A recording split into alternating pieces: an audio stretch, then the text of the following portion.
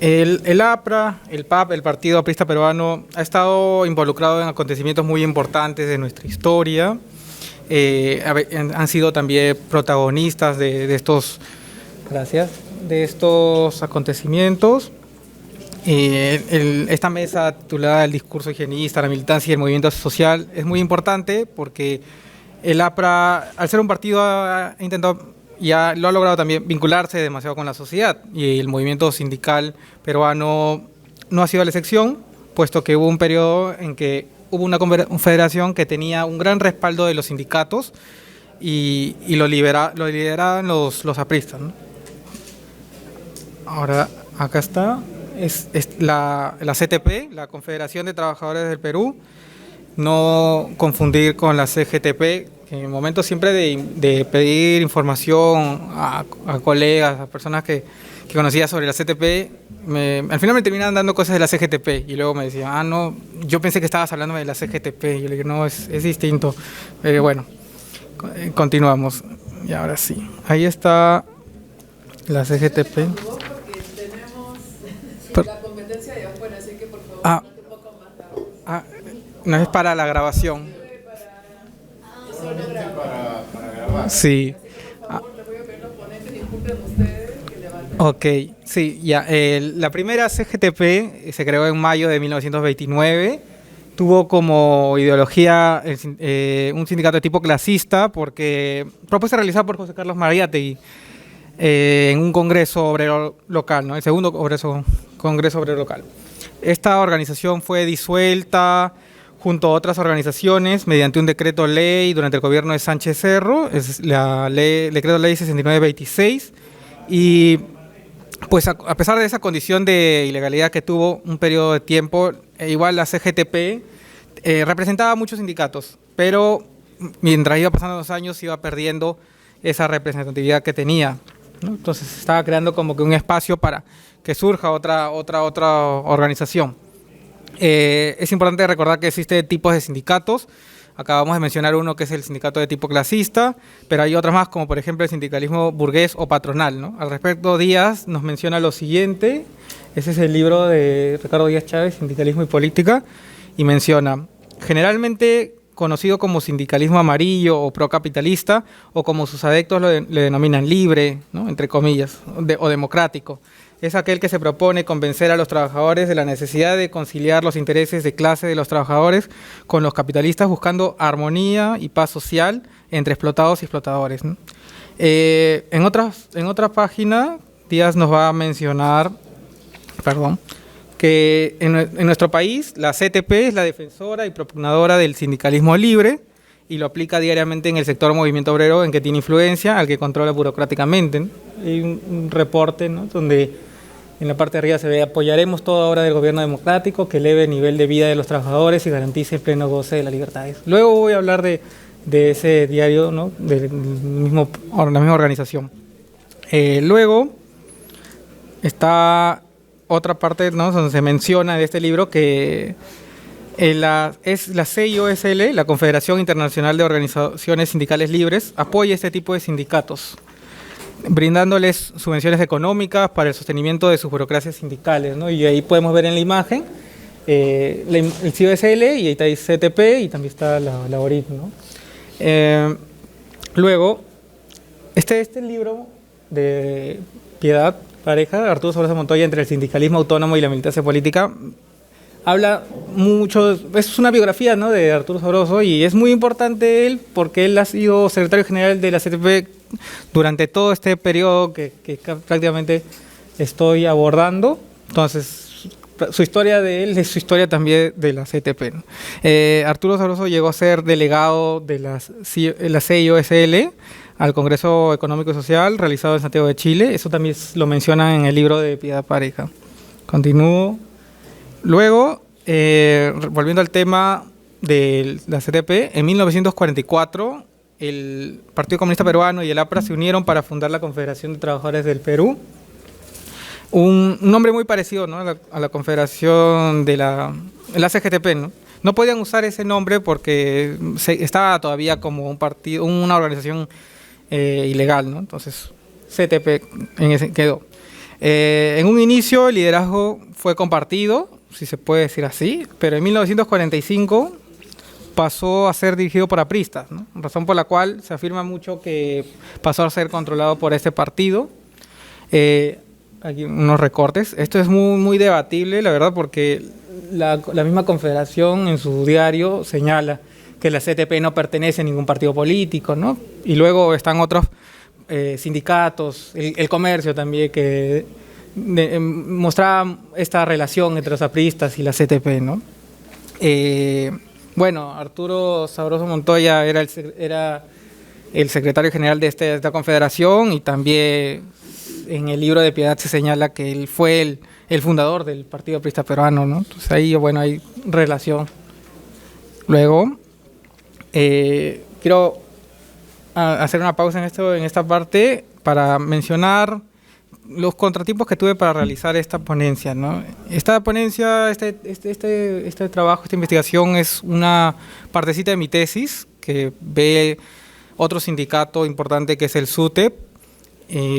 Yo entonces en el primer capítulo realizo un breve recorrido del movimiento sindical peruano, ¿no? Entonces, y es una parte muy importante, tenía que mencionar a la CTP, pero lo menciono muy breve, ¿no? Acá ya he buscado fuentes, he investigado más información. Cuando intenté contactarme con los de la CTP me demoró demasiado, no me respondían, tuve que insistirles y luego llegaron a responderme para preguntarme mi correo, ¿no? Y luego después volví a preguntarles y nada, y hasta hace poco, nomás el domingo recién el sábado, me dieron el número de su secretario general, ¿no? Ya no tuve mucho tiempo para poder ponerme en contacto con él. Tuve que tratar de buscar fuentes de otro lado. Busqué en la Casa Museo de José Carlos Mariátegui, donde me brindaron información relacionada a la CGTP, ¿no? Porque habían entendido que quería lo de la CGTP, pero buscando igual, leyendo, encontré información de la CTP, sobre todo su vigencia, ¿no? Entre comillas, en los años 70 y 80, que es después al periodo que yo estoy investigando, que es de los 40 hasta fines de los 60, ¿no? Luego también he ido a la Biblioteca Nacional del Perú, la BNP, y ahí es donde encontré más información, diarios como de la CTP, y bueno, en el comercio también hay menciones ahí por todos los acontecimientos que luego encontré también en otros libros. Luego voy a continuar. Bueno, ya, regresando a la APRA, a la CTP, varios autores como Sulman, Valladares, Manqui consideraron que de una forma u otra el Partido Aprista fue quien llevó el manejo del movimiento sindical desde los años 40 hasta mediados de los años 60, época en que la dirigencia aprista comenzaría a ser más cuestionada, ¿no? A fines de los 60. Esta manera en que la CTP se volvería la nueva central sindical más importante por más de 20 años, y este nuevo momento del movimiento sindical empezó en el 1943, cuando se produjo la tercera reunión de organizaciones sindicales de Lima y se unificó varios sindicatos, y al final se materializó y se quedó en la conformación de la CTP, ¿no? El 1 de mayo del 1944, como les mencioné anteriormente, dicha confederación estaba primero conformada por personas del Partido Comunista Peruano y también del APRA, ¿no? Hasta que en el 45 ya se pasó a tener la dirigencia de aprista.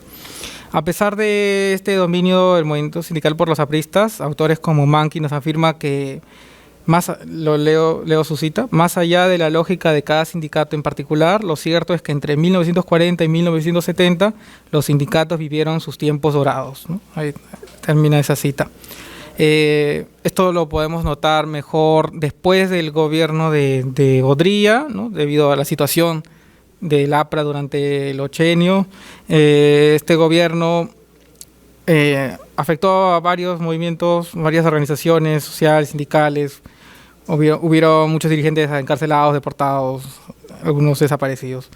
Es a partir del segundo gobierno de Manuel Prado Ugarteche donde realmente se cumple la afirmación de los tiempos dorados que postula Manqui, y esto puede ser debido en parte a la alianza política que había, ¿no? De ese gobierno con el APRA.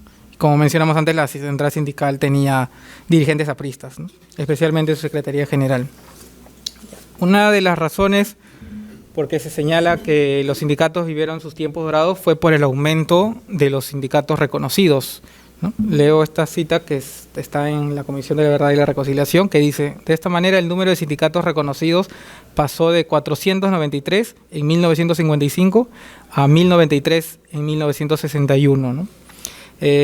Sulmon va a añadir que durante el gobierno de Prado el gobierno de Prado se vio relativamente obligado a realizar acuerdos con el APRA, quienes en ese entonces lideran el movimiento sindical, y que el gobierno tomara esa postura es consecuencia de la presión que tenía por parte de partidos como Acción Popular, Democracia Cristiana y de izquierda, así como también por el radicalismo de los movimientos populares. A ver, acá hay unas imágenes, ¿no?, que encontré en la Biblioteca Nacional de Perú, de la CTP. Ya, luego. Y es un recorte donde dice nuestra reaparición, ¿no? ¿Por qué nuestra reaparición? La misma parte del recorte dice que fueron 8 años de silencio, ¿no? Los 8 años del gobierno de Odría. En el año 1956 podríamos destacar, ¿no?, entonces, que fue el año de la reaparición de la CTP. Entre algunas victorias que se pueden mencionar que obtuvo esta organización, ¿no?, durante su liderazgo del movimiento sindical, está el amparo o fuero sindical de 1957, que consiguió durante el segundo gobierno de Prado una protección hacia los representantes sindicales en los casos de despidos arbitrarios.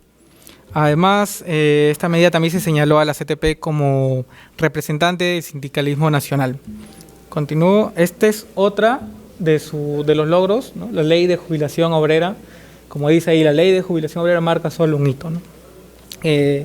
Está la ley 13.640, que significaba, les aseguraba a los obreros mayores de 60 años asegurarse si tenían 30 años de servicio. No importa en qué trabajo está. No tiene que estar los 30 años en un solo lugar, ¿no? Podía estar en varios trabajos y así, y ahí va a obtener esa ley de jubilación. Esa es la diferencia que ellos resaltan con otras leyes anteriores, que se puede leer también las partes de abajo en las otras notas.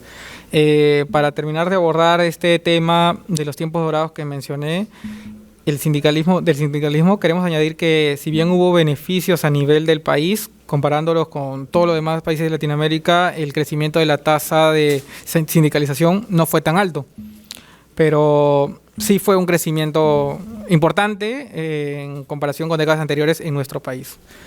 Un artículo de Denis Sulmon titulado Crisis, huelgas y movimientos populares urbanos del Perú, encontré información de un paro general organizado por la CTP en mayo de 1960. En el artículo no se menciona mucha información, pero ya con la fecha, si vas a ver los periódicos, ya encuentras mucho más, ¿no? Por ejemplo, están estos recortes del comercio, ¿no?, la ciudad paralizada, una imagen también en la ciudad universitaria, en el parque universitario, perdón, ¿no? ¿Qué cosas pasó en ese lugar? Bueno, en las notas ahí lo que se puede leer te va a señalar sobre todo que la marcha fue por las protestas, por los sucesos que sucedieron en Rancas y Paramonga, donde hubo pérdidas humanas, ¿no? Por eso también estaban protestando, y para reclamar que se cumpla la promesa de la reforma agraria que hizo el gobierno en el 56. Por supuesto estuvo presente el secretario general, Arturo Sabroso Montoya, quien subió al estrado, se dirigió al público, dio su mensaje, pero caso contrario fue el de otro secretario general, ¿no?, Humberto Dasmonte, que era secretario general de la Federación de Empleados Bancarios del Perú. A él no le permitieron subir al estrado, no le permitieron subir al estrado y no le dejaron hablar, ¿no? Y incluso el diario Comercio dice que hubo huestes de búfalos que le impidieron hacerlo, ¿no? Habíamos señalado anteriormente que la CTP aprista había tenido el manejo del movimiento sindical hasta aproximadamente la década de los 60, pero ¿por qué la CTP perdió este control? Yepes y Bernedo nos señala que a fines de los 50 se viene produciendo la decadencia de la CTP y por el contrario se venían realizando esfuerzos para conformar una nueva central de tipo clasista, ¿no?, como la primera CGTP. Es así que varios sindicatos buscaron a ser representados por una central que no estuviera dirigida por los apristas, ya que no recibían los mismos beneficios que las bases que sí eran representados por ellos, que sí tenían esos lazos con ellos. Estos beneficios los conseguían, ¿no? por la alianza que tenían con el gobierno de ese entonces. Luego continuó la crisis del 67, fue decisiva por el proceso de separación de los sindicatos de izquierda de la CTP. En el gobierno de Belaúnde Terry se señalaba que hubo una cierta conversación con el APRA para que la CTP no organizara una huelga general, ¿no? Que le iba a afectar mucho a su gobierno, ¿no? Entonces los demás sindicatos, sobre todo los de izquierda, consideraron como traición esto. Y a mediados del 68 se volvió a conformar una nueva central sindical que atraería a varios sindicatos, ¿no? Esta organización fue fundada el 14 de junio y se le nombró Confederación General de Trabajadores del Perú, la CGTP, en la cual predominaba la ideología del sindicalismo clasista. Al respecto, Sulmund señala, leo la cita: los sectores más significativos que reúne la nueva CGTP al crearse son construcción civil, trabajadores de la industria metalúrgica, profesores primarios y secundarios, choferes, pescadores, siderúrgicos de Chimbote y federaciones departamentales de Arequipa, Cusco y Puno. Representando 140.000 trabajadores, ¿no? Es un gran número, ¿no? que iba a dejar de respaldar o apoyar a la CTP. Finalmente podemos señalar que en el 68 significó el final de un periodo de la historia del movimiento sindical, ya que con la creación de la CGTP y la salida de muchos sindicalizados de la CTP, podemos mencionar la Federación Metalúrgica, Minera y Bancaria, solo los textiles, los sindicatos de textiles y azucareros quedaron, ¿no? como representantes de la CTP. Un poco entendible esto porque Montoya fue también dirigente, ¿no? de estos sindicatos de textiles. Esta organización con dirigencia aprista perdería la representatividad que tuvo en su periodo, y el Partido Aprista perdería también cierto control que tenía por el movimiento sindical. Voy a terminar esta ponencia con una cita de Sulmund, que es esta de acá. Dice: en síntesis, se puede decir que después de la crisis de 1958, la de 1967 marca un hito importante en la frustración de los proyectos conciliadores y desarrollistas del APRA, de los nuevos partidos reformistas, Acción Popular y Democracia Cristiana, y de sus precarias alianzas con el bloque tradicional en el poder, frustrándose a sí mismos sus intentos de mediatizar e institucionalizar los conflictos laborales y de absorber las demandas populares a raíz de dichas frustraciones. Los movimientos laborales y populares se despliegan con mayor autonomía respecto a la política de las clases dominantes y de los sectores medios, impulsando una nueva ideología clasista, ¿no? Este fragmento ayuda a entender cómo el movimiento sindical se estaba dirigiendo a este tipo de sindicatos, ¿no? Dejando atrás el sindicato de tipo democrático. Bueno, esas son todas las fuentes primarias y secundarias que he utilizado. Ya sé que ya no hay mucho tiempo, entonces esos son los dos diarios que encontré en la Biblioteca Nacional Perú. Uno se llama CTP, así como está escrito, y el otro sí es con las siglas, ¿no? CTP. Eran de distintos tamaños realmente, ¿no? Uno era más grande que el otro, y aquí se puede ver cómo uno es. En la CTP, de las siglas, el director era Arturo Sabroso Montoya, el secretario general de ese sindicato, y bueno, el de arriba era otra persona, era Luis López Aliaga, ¿no? Bueno, esto es algo curioso que encontré, que tenían bastante publicidad, sobre todo en CTP. En el de que está escrito CTP así con tilde, no, ahí no había publicidad, ¿no? Hay bastante publicidad, hasta publicidad dirigida a los trabajadores, ¿no? Como dice Nicolini, pone a disposición de los trabajadores la última novedad en materia alimenticia. Bueno, eso es más publicidad. Y el Estatuto de la Confederación de Trabajadores del Perú, que lo vendían, ¿no? A dos soles, yo creo que es el valor. Bueno, eso es todo, gracias. Y voy a presentarles hoy esta ponencia llamada El APRA y el Movimiento Obrero de la Hacienda Casa Grande. Esto siendo un subcapítulo de mi tercer capítulo de mi tesis, que se llama Historia Social y Cultural del Movimiento Obrero de la Hacienda Casa Grande, del año 45 al año 68. Que está por ser terminada. Esto es lo que voy a presentarles el día de hoy. Como solo tengo 20 minutos y el subcapítulo es un poco largo, voy a resumirlo en lo que pueda. Pero primero voy a introducirles un poco a la relevancia del tema de la Hacienda Casa Grande para que puedan entender por qué es que he elegido investigar este tema. Y luego voy a ir al contenido del subcapítulo en sí, lo cual implica básicamente el investigar el movimiento obrero de esta hacienda en relación al aprismo y en relación a la hacienda en sí misma, desde el año 45, que es el año que se funda el sindicato de la hacienda, hasta el año 68, que con con la llegada del gobierno revolucionario de las Fuerzas Armadas, las circunstancias y el contexto cambia demasiado. Así que ese es el periodo de tiempo que ha agarrado, 23 años. Y luego presentaré unas conclusiones básicas a las que pude llegar por medio de este subcapítulo. Primero, la Hacienda Casa Grande, para poder establecer y para que todos aquí podamos tener claro de qué estoy hablando al hablar de esta hacienda que tuvo un rol tan importante. Ya, la Hacienda Casa Grande es una hacienda que está en el Valle de Chicama, que está a 90 minutos de Trujillo en carro, está en la provincia de Ascope, ahora el distrito se llama Distrito de Casa Grande. Durante los años 30, 40, 50, de los 30 a los 60, esta hacienda fue, de acuerdo al investigador británico Christopher Scott, el complejo azucarero más grande del mundo, que tuvo, de acuerdo a los mismos hacendados, 245.000 hectáreas, hablando de todo el territorio, incluyendo la costa y la sierra. Solamente de cultivo de azúcar había 17.000 hectáreas, lo cual indica el tamaño titánico de esta hacienda. Y su movimiento histórico, su movimiento obrero tiene un carácter histórico, ya que durante todo este periodo del siglo XX estamos hablando de miles de trabajadores que encabezaron o que tuvieron roles importantes en conflictos sociales, como la huelga de 1912 que hubo en todo el Valle de Chicama, o el apoyo a la rebelión aprista de Trujillo del año 32. En particular, durante el año 32, durante esta rebelión aprista fallida, la bandera del APRA fue colgada en la casa hacienda de la Hacienda Casa Grande, lo cual indica el vínculo histórico entre el APRA y la hacienda.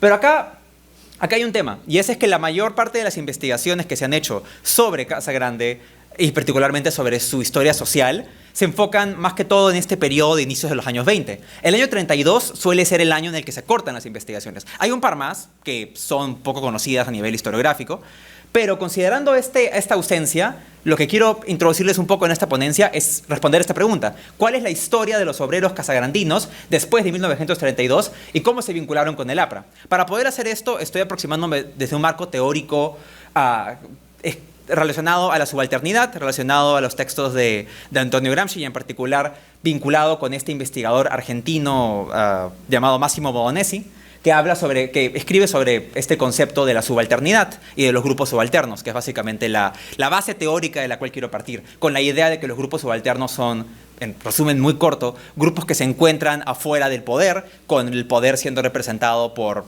los grupos hegemónicos, que ejercen hegemonía y dominación total, y los grupos subalternos pueden presentar resistencia, pero hasta que se presente una resistencia que busque una victoria total, la dominación hegemónica se va a mantener de forma consistente. Es un poco denso conceptualmente, pero es como para intentar explicar de dónde estoy partiendo en cuanto a mis conceptos. Ya, primero vamos a hablar de la fundación del sindicato. El Sindicato Único de Trabajadores de Casa Grande y Anexos, de acá adelante SUTGA, porque el nombre es muy largo, se fundó el 28 de agosto del año 1945. Hay todo un evento que se hace, que es el primer meeting político que se hace como parte de miembros del sindicato y como esta fundación, porque para esto, antes del año 45, los gobiernos que habían habido eran o gobiernos dictatoriales o gobiernos que perseguían al sindicalismo. Así que el año 45, que justo asume la presidencia, José Luis Bustamante Rivero, que asume la presidencia en una especie de pacto con el APRA, y lo cual implica una legalización del movimiento sindical. Entonces, eso conlleva de que en un lugar tan importante para el APRA como la Hacienda Casa Grande, se permite la fundación de un sindicato. Este sindicato siendo el SUTGA, que tenía, según las actas que tengo, porque estos documentos, para solo mencionarlo, los he encontrado en el Archivo General de la Nación, hice alrededor de 25 visitas en las que revisé alrededor de 30 o 40 cajas, así que la documentación que ven acá es documentación sacada del Archivo General de la Nación, fotografiada y luego organizada. Básicamente, en este momento habían alrededor de 18.000 personas que vivían en Casa Grande, de las cuales 4.000, digamos, o 3.500 eran obreros, y de esa cantidad, 2.700 firmaron para formar parte del sindicato. O sea, el sindicato se fundó con 2.700 integrantes.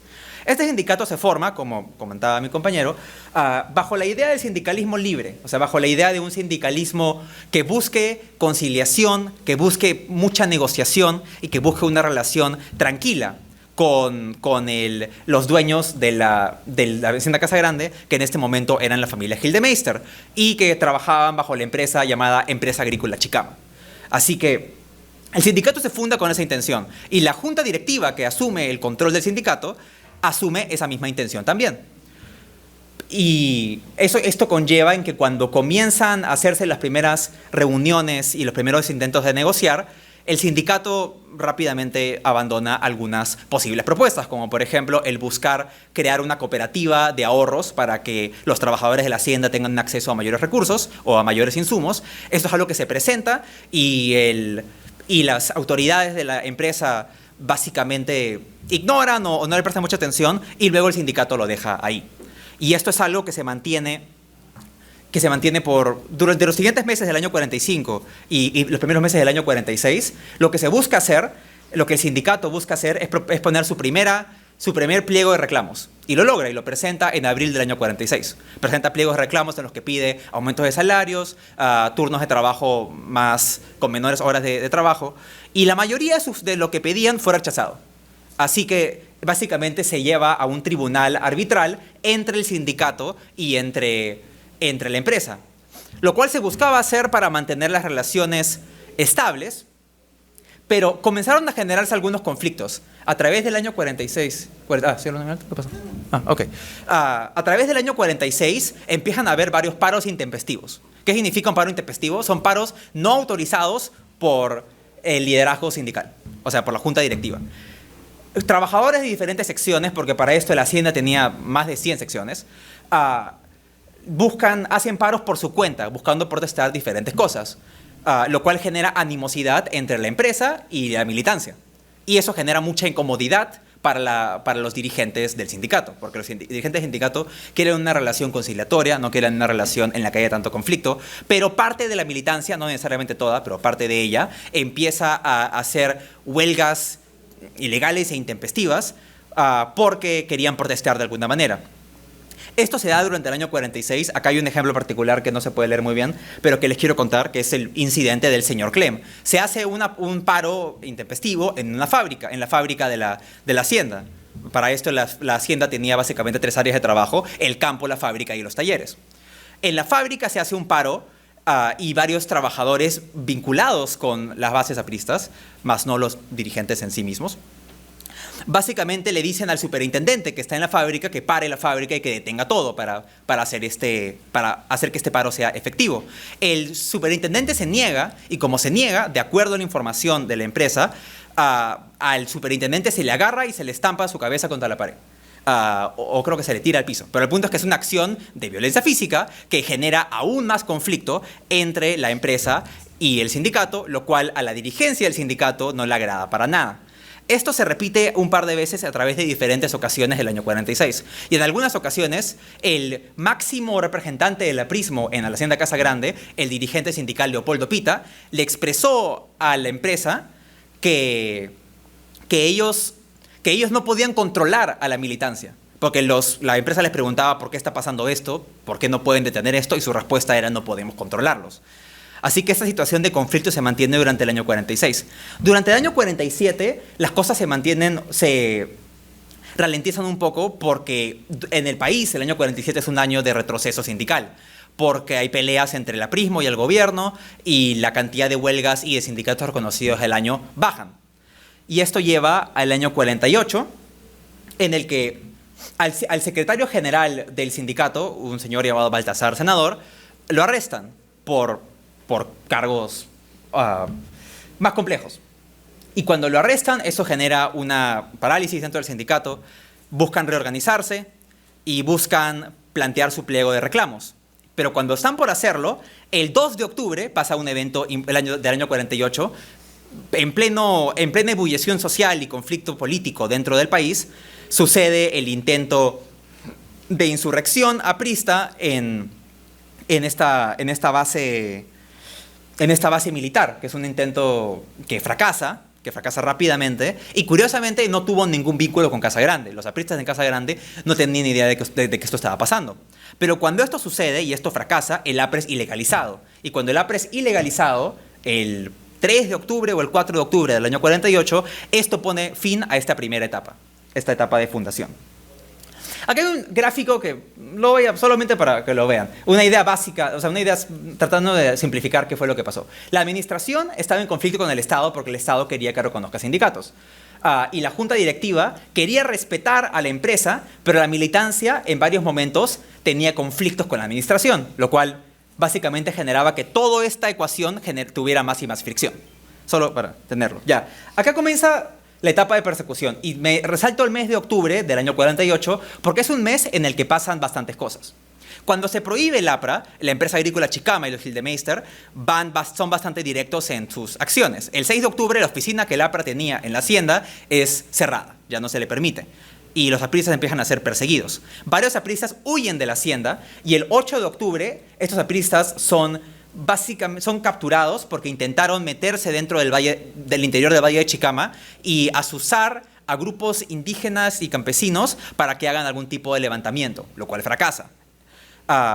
4 días después, el prefecto se junta con los empresarios, con Eduardo Cavada y con Hugo Cohen, y cuando se juntan, el prefecto les dice, el sindicato ya no existe.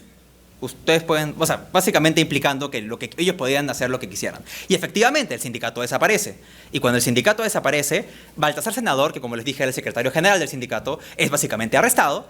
Y Leopoldo Pita, que era el líder principal del sindicalismo cañero, porque para esto Casa Grande es una hacienda cañera, es básicamente exiliado a Costa Rica.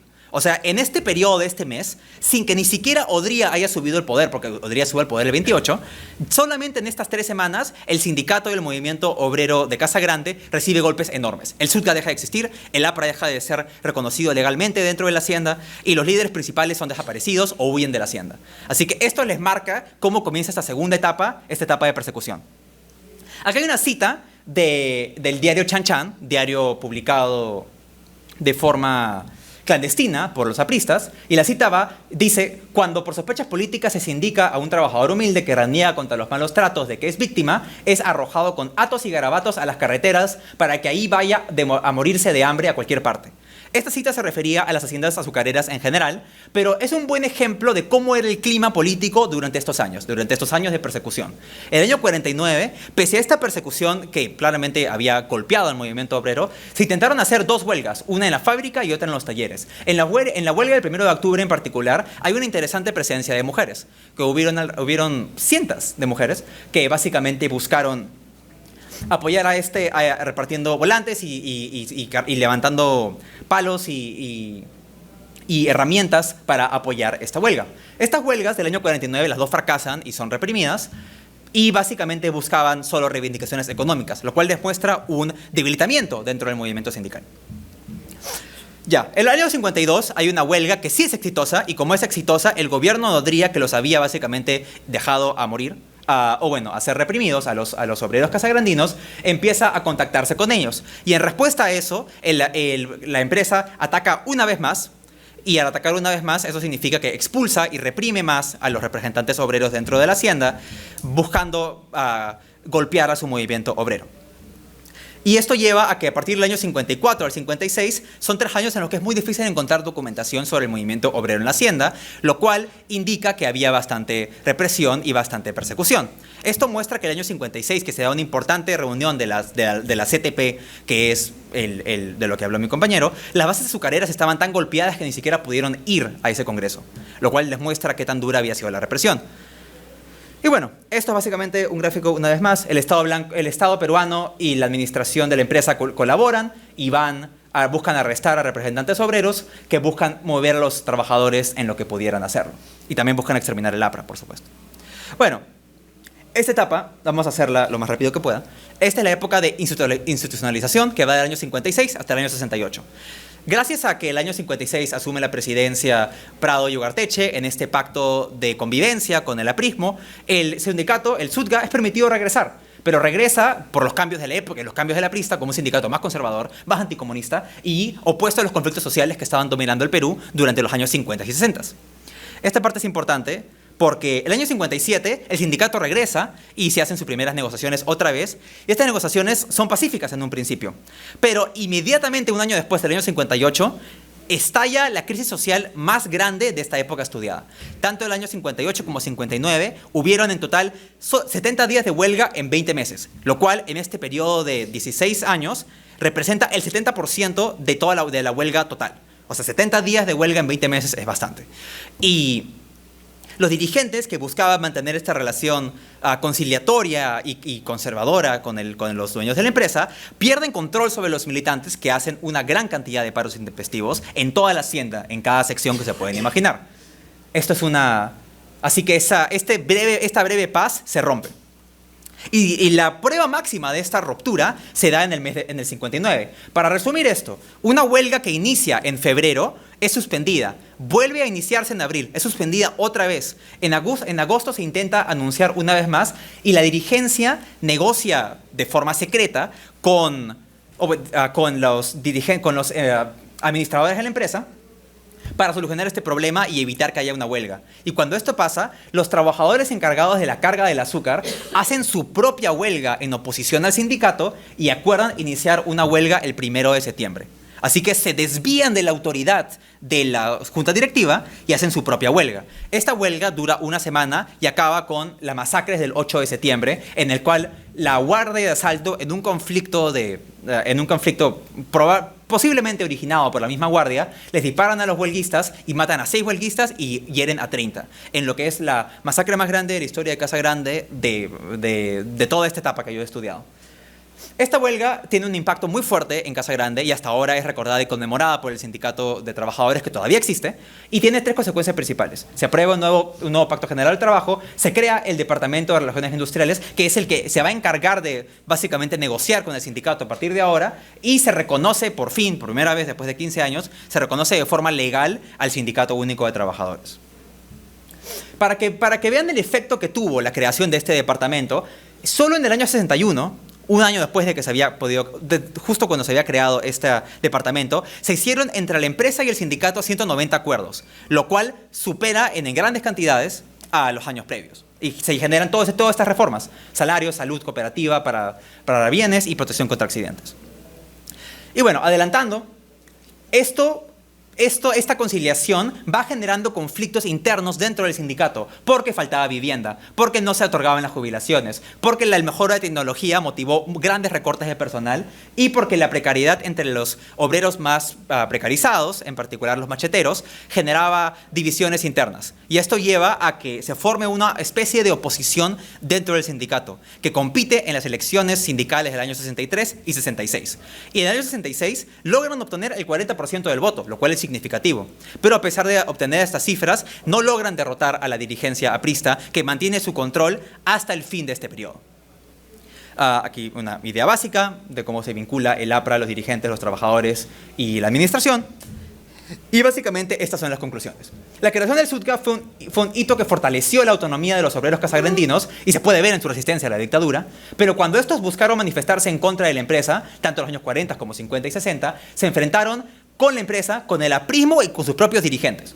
Un segundo punto es que los desafíos de la oposición fueron haciéndose cada vez más complejos para la junta directiva, sobre todo estos años de 58 y 59, que hubo tantas huelgas y paros intempestivos, y esto lleva a las masacres que acaban los paros intempestivos básicamente por el resto del periodo.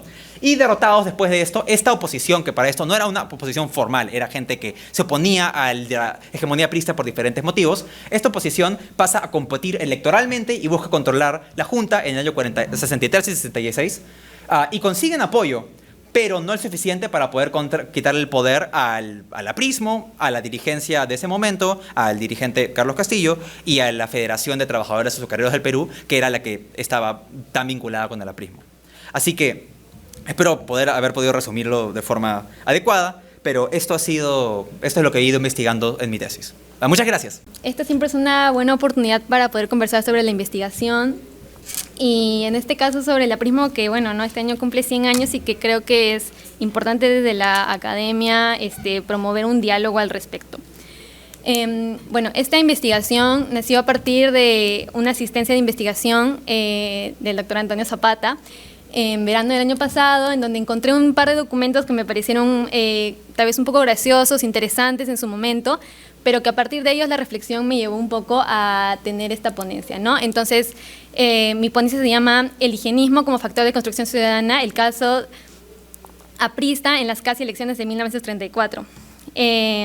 Decir casi es bastante, la verdad, pero bueno, de alguna forma vamos a explicarlo ahora. Lo que yo quiero presentar aquí son dos objetivos.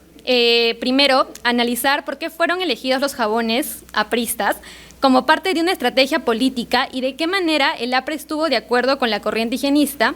Y mi segundo objetivo es demostrar que la limpieza podría convertirse en parte de la construcción de una ciudadanía que se veía envuelta en constantes cambios políticos, sociales y culturales. Bueno, primero vamos a hablar un poco sobre el panorama político y la agitación en general política entre 1931 a 1935. Las elecciones de 1931 se caracterizaron por crear un clima político inestable en medio del restablecimiento de la democracia tras el oncenio de Leguía. Lo que se buscaba en estas elecciones en las que se iba a elegir tanto a un nuevo presidente como a un Congreso Constituyente era promover algo que hasta el momento no había sido posible en el Perú, que era realizar unas elecciones confiables, mediante las cuales no hubiese injerencia del Poder Ejecutivo. Para ello se promovió por primera vez el Jurado Nacional de Elecciones, el cual contó con apoyo de los partidos políticos y que marcó un antes y un después para las elecciones de la era republicana del Perú. Ahora bien, para hacer una síntesis de estas elecciones es necesario presentar un poco los personajes, ¿no? Tenemos a Luis Sánchez Cerro por la Unión Revolucionaria y Víctor Raúl Haya de la Torre, que era dirigente principal del Partido Aprista peruano. Sobre este partido, el Partido Aprista, se desarrollará más adelante, pues es el protagonista de esta investigación. Lo interesante de estos comicios es que ambos partidos fueron caracterizados por ser de masa, por lo que se dio una campaña dirigida principalmente a los sectores populares. Finalmente, Sánchez Cerro se impone y gana con un margen de diferencia importante, casi 50.000 votos de diferencia. Sin embargo, los apristas declararon que había sido un fraude electoral y pidieron la nulidad de las elecciones, aludiendo a que se les había quitado votos impugnados. De esta manera se declara a Haya de la Torre como presidente moral del Perú. Y bueno, a pesar de los intentos del APRA, Sánchez Cerro asumió la presidencia, pero en medio de un ambiente que incitaba a la violencia, especialmente de los apristas. Pero no fue hasta el año siguiente que la situación llegó a los límites más extremos de la represión. El 3 de febrero de 1932 se dio inicio a lo que Basadre llamó la mutilación del Congreso, en el que a través de su primer ministro, Luis Alberto Flores, Sánchez Cerro aplicó la pena de expatriación a 23 congresistas que, para sorpresa de nadie, eran apristas y representaban a las regiones de Lambayeque, La Libertad, Huánuco, Loreto, Tacna y minoritariamente Lima, Junín, Ayacucho y Apurímac. Esto desembocó en un enfrentamiento cada vez más explícito del APRA contra el gobierno de Sánchez Cerro, que respondió con mayor represión. Sin embargo, el momento más álgido de esta disputa llegaría solo unos meses después. Hubo un atentado en 1932 cuando José Melgar Márquez intentó asesinar al presidente en Miraflores. Él era militante aprista y trajo como consecuencia la penitencia de Melgar y además de ello una fuerte represión, más represión todavía, hacia los apristas, que bueno, incluso llevó a Haya de la Torre a su clandestinidad. Pero fue apresado el 6 de mayo de ese mismo año. Ante la represión y el no reconocimiento de Sánchez Cerro como presidente, los apristas en Trujillo decidieron levantarse y tomaron el cuartel del ejército el 7 de julio de 1932. Por 2 días, Trujillo estuvo en manos del pueblo aprista, quienes finalmente fueron abatidos. Esto trajo mayor represión y fue una represión nunca antes vista. Se sentenciaron a muerte más de 100 personas, pero hubo muchas condenas extrajudiciales. Las cifras indican que unas 1.000 personas más o menos fueron asesinadas en estos días de caos. Al año siguiente fue declarada la nueva Constitución de 1933 sin los apristas que habían sido expulsados sin motivos del Congreso Constituyente y con el asesinato de estos en Trujillo unos meses antes. La situación fue bastante tensa y finalmente Sánchez Cerro fue asesinado por Abelardo Mendoza Leiva, también militante aprista, aunque ellos dicen que no, el 30 de abril de 1933.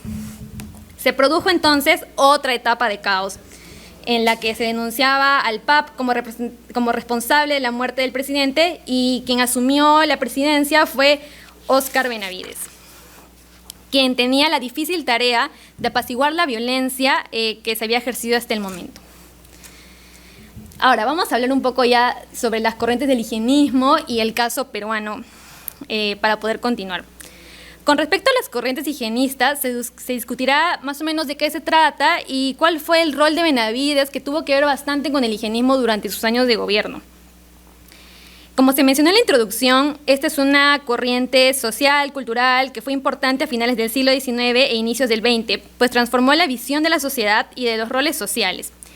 Se caracterizó por promover una suerte de limpieza de raza, social, lo que suscitó discursos claramente racistas y eugenésicos.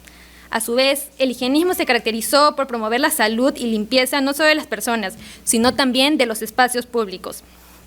Se creía que la enfermedad estaba directamente relacionada con el estilo de la vida de la persona, por lo que también hubo campañas de dietas más saludables y en general promover una cultura de limpieza que incluía servicios de agua, desagüe y otras medidas que detengan la propagación de enfermedades y plagas. En el caso del Perú, el higienismo no pasó desapercibido. Tenemos, por ejemplo, el caso de María Manarelli, Limpias y Modernas, que hace un exhaustivo análisis sobre los cambios discursivos que se dieron a inicios del siglo XX en Lima. Estos cuestionaron principalmente a las mujeres, en especial por temas como la mortalidad infantil. Pero el estudioso más importante del siglo XX fue claramente Carlos Paz Soldán, quien defendía la idea, por ejemplo, del control corporal y alimenticio como tarea del Estado, el cual se encargaba de vigilar, regular el consumo de alimentos según los preceptos que ellos consideraban adecuados. Es así como el Perú se encontraba en medio de la transformación no solo política, sino también cultural y social, y tenían como resultado la construcción de un ciudadano en concreto, el cual, digamos, que esté un poco alejado de los vicios. El gobierno de Benavides fue un ejemplo de promoción de las primeras políticas en torno a la salubridad, limpieza de lugares, dietas saludables y otras formas de populismo higienista. De esta manera, podemos observar que los grupos políticos ya se proyectaban ante la salubridad como un eje político y de ciudadanía, la cual no solo tenía el objetivo de mejorar, valga la redundancia, la salud de los ciudadanos, sino también de construir un modelo de comportamiento que tenía características muy específicas. Es tan importante mantener para Benavides su relación con el bienestar de las clases populares que crea incluso, posteriormente, el Ministerio de Salud Pública, Trabajo y Provisión Social en 1935. Volviendo un poco al tema de la coyuntura, Benavides intentó proponer una política de apaciguamiento y concordia, mediante la cual intentó conciliar reuniones con Haya de la Torre, quien fue liberado de su prisión, y se le dio amnistía a los presos políticos del APRA. Ya hacia 1934, con el objetivo de también firmar el acuerdo de paz con Colombia, Benavides se unió a los apristas en una marcha por la paz. Esta alianza no duraría más que unos meses, como todas las alianzas en el Perú, porque el PAP exigía unas nuevas elecciones para los sitios que habían quedado vacantes tras la mutilación del Congreso. Y en este escenario específico es en el que se sitúa esta investigación. Benavides le había prometido al APRA hacer unas nuevas elecciones para los curules vacantes, pero nunca se llegó a un acuerdo, pues el presidente consideraba que aún no era el momento para hacer las elecciones, y además que tenía miedo de que haya una nueva ola de levantamientos. Sin embargo, su negación trajo justamente eso, en el interior del país y la capital, lo que lo llevó a declarar de nuevo al Partido Aprista Peruano como ilegal, situación de la cual no saldría hasta 1945 y a la clandestinidad de Haya de la Torre. Ahora, los jabones apristas. Me parece que es un objeto en general interesante, ¿no? Como un poco extraño, pero lo cierto es que los apristas ya se habían estado preparando para esta campaña, para unas elecciones que ni siquiera se llegaron a convocar. Como les decía al inicio, decir casi es, la verdad, que ser un poco exagerada porque nunca hubo ni la idea.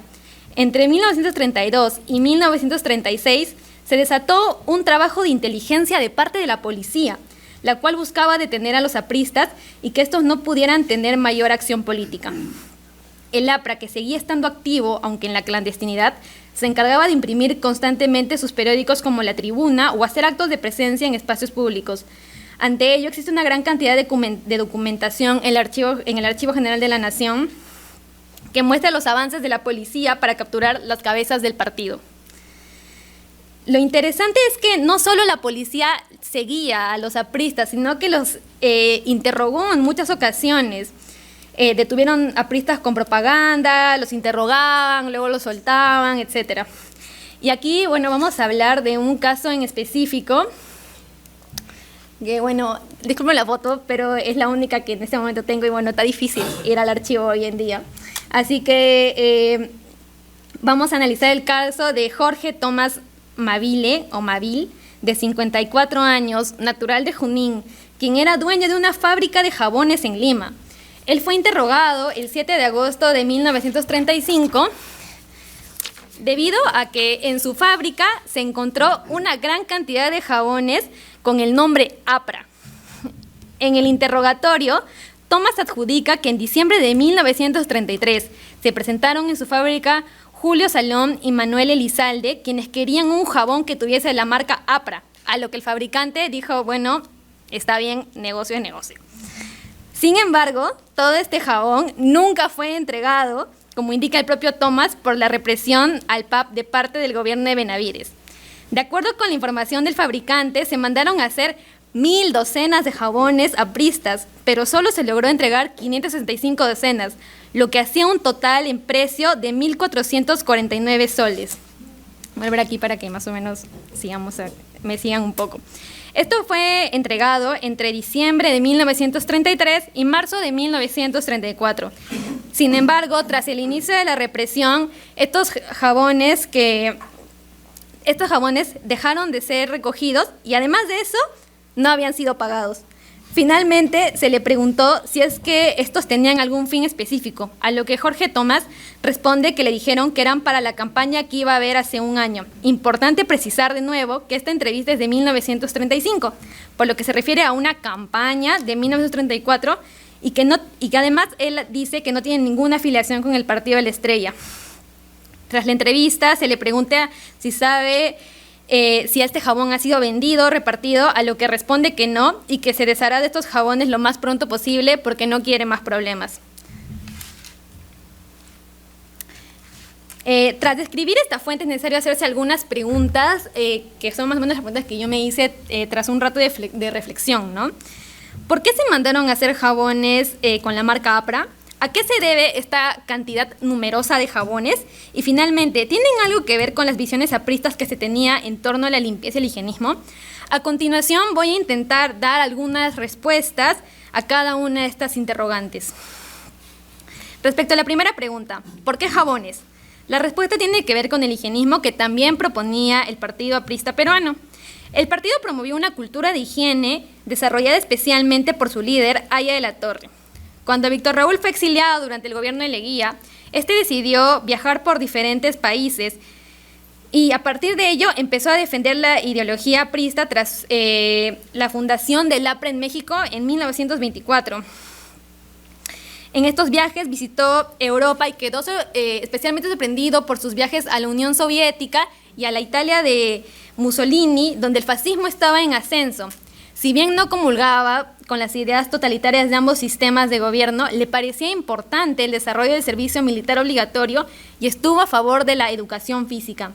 También estuvo en contra del uso de alcohol y en general de los vicios que distraigan a los militantes de sus tareas del partido. Todas estas ideas se daban en medio de una ola de pensamiento higienista, el cual se enmarcaba como base de muchas políticas alrededor del mundo, lo que incluía al Perú. También se puede ver un intento colectivo del APRA cuando en septiembre de 1933 fueron inaugurados los primeros comedores apristas en el local de la calle de los Pobres, actual Jirón Lampa, y donde por primera vez se puso en práctica el sistema de autoservicio en bandejas. Entonces se puede decir que aparte de las políticas populistas de Benavides, el APRA no estaba desentendido del tema y por el contrario, buscó asentar estas ideas de forma material. La siguiente interrogante es para responder por qué esta cantidad de jabones. Pues 1000 docenas de jabones no es un número pequeño, e incluso si no todos fueron entregados, lo cierto es que en circulación estaban al menos unos 6000. Ante ello se puede proponer varias hipótesis, pero una de ellas es pues la campaña de los curules, ¿no? El APRA además se encontró en una reestructuración tras la represión de los sucesos de Trujillo, y no es casualidad que en 1934 se formaran también las juventudes apristas peruanos. Entonces hubo una gran demanda de la militancia aprista por permanecer activos, al menos durante los meses en los que duró la amnistía.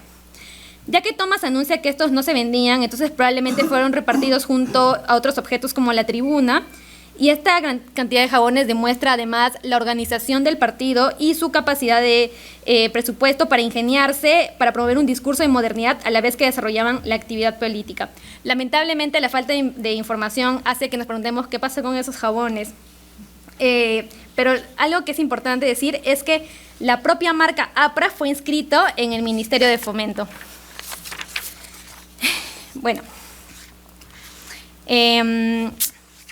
Ya. Finalmente, para responder a la última interrogante de si es que estos jabones tendrían que ver con las visiones higienistas ya propuestas por Aya de la Torre, esta investigación plantea que sí, debido a lo siguiente. Ya que el higienismo era la corriente de moda, claramente había una relación en el uso político de estos singulares objetos. La limpieza está relacionada con la ciudadanía, y el APRA propone una construcción de una sociedad libre de vicios, saludable, que se involucra con los jóvenes y sus actividades deportivas. También podríamos hablar tal vez de una limpieza de raza o algún tipo de superioridad, pero esto no podría ser sustentado, y honestamente creo que la primera idea es más o menos en la que yo comulgo.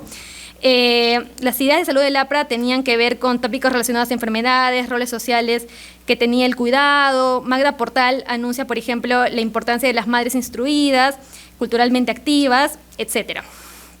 Entonces, la información recaudada da a conocer la producción de miles de unidades de jabones con la marca APRA en medio de un proceso político convulso como lo fue la década de 1930.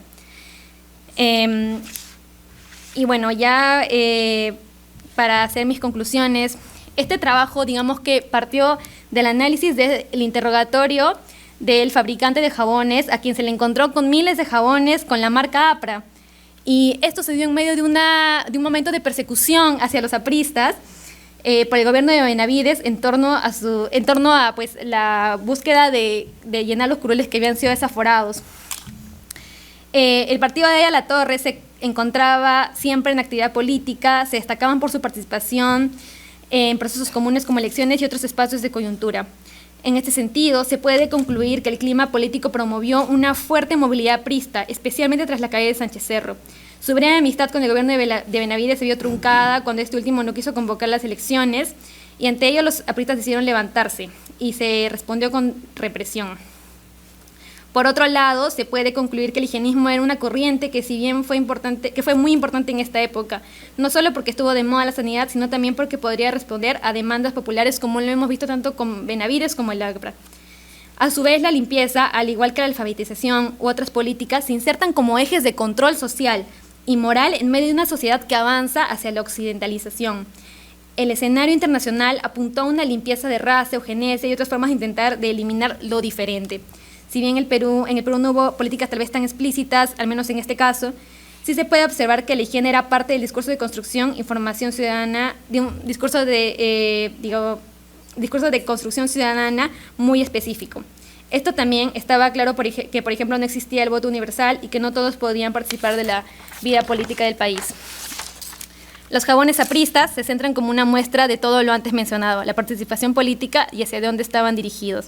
Las nuevas formas de hacer campaña y política y sus discursos culturales estaban presentes en este contexto convulso en el que había persecuciones.